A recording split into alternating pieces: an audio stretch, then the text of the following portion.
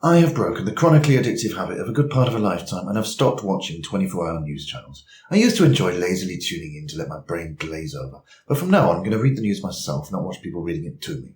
And I don't even mean because you are fake news. I just mean because it's so boring. And I don't even mean because all they talk about now is coronavirus, although that has probably helped. But remember, my YouTube channel is not just all about coronavirus. I mean, the format of the news is boring. The endless repetition is boring. And whenever they have a really good interview and someone's just saying something really interesting, they have to cut the person. I'm so sorry. It'd be fascinating to carry on for longer, but we're going to have to leave it there. We're out of time. You're out of time. You're a 24-hour goddamn bleeding news channel. It isn't literally possible for you to run out of time. 24-hour, yes, the amount of time it takes the Earth to rotate once. Then you carry on smoothly into the next rotation. And what did they even cut the interview off for? And now it's time for your weather. You can see the agony in the newsreader's own eyes, because they just bleeding did the weather already 15 minutes ago. They spend almost as much time reporting this weather as there is actual time and duration of actual weather on the planet actually happening outside. And every 15 minutes, the weather forecast hasn't really changed. And you can see the agony in the newsreader's eyes. That's what they have to come up with so many different ways of saying. We're going to have another identical reading of the exact same weather forecast again, which is never quite long enough for me to go out for a fag. And now let's see what the weather has in store for us. Now let's see what the weather's going to be doing. Let's check whether your weather is going to be kind to you this weekend. And it's that all-important time again. It's time for the weather. The weather is brought to you by this company which has no name. No, it's not. The weather is brought to me by the fucking Sky. And I don't mean Sky News. Then the actual weather person appears. They have to have a separate person for that, of course, and you can see that they just want to start slitting their wrists and be like, well, as I said before, it's mostly dry and cloudy, and if not, then wet and windy. Much like the shit that comes out of my mouth every 15 minutes, identically. But let's just cover it all again in all its detail, shall we? Just in case there was something you didn't quite catch last time. Then it's back to the newsreaders, and there were usually two of them reading the news together, right? Sitting side by side, and they do this strange thing. They guilt trip us whenever they can by the way they look at each other, about the news they're reading out, as if to say, I hope you're taking this seriously, and I hope you feel really privileged this isn't happening to you. They do these stern glances at each other, because an individual newsreader never does this. It's only when they're reading as a pair. It's like they're competing with each other to see who can read out the best bits and give the best disapproving looks and make us feel guilty.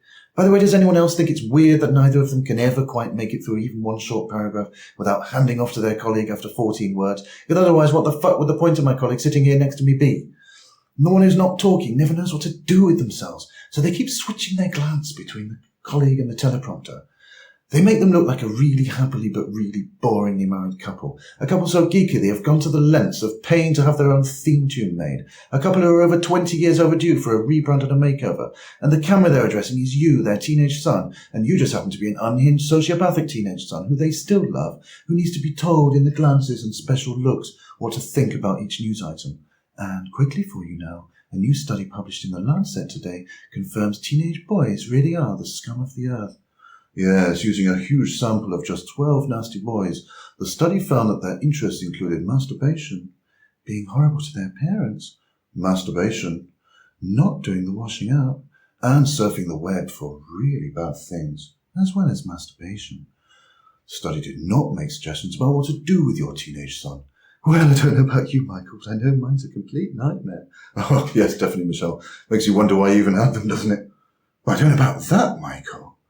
Because every so often they trip themselves up, don't they, when they're trying to do these little in-jokes with each other and make it more entertaining. Every so often one newsreader goes too far for the other one's liking, don't they? Well, of course, all this is scripted as well. But either way, the other newsreader pretends to look shocked or embarrassed at their colleague's joke, to demonstrate that we should too, because we should feel really guilty if we ever make crap jokes about horrible things in real life, like teenage boys. And now let's see if the weather can brighten us up. Oh, no, God, no, not the weather. Don't worry, my videos don't last as long as a full rotation of the Earth, and you'll be pleased to know we're going to stop there. I'm Ed Halliwell, and I'll see you next time. Oh, for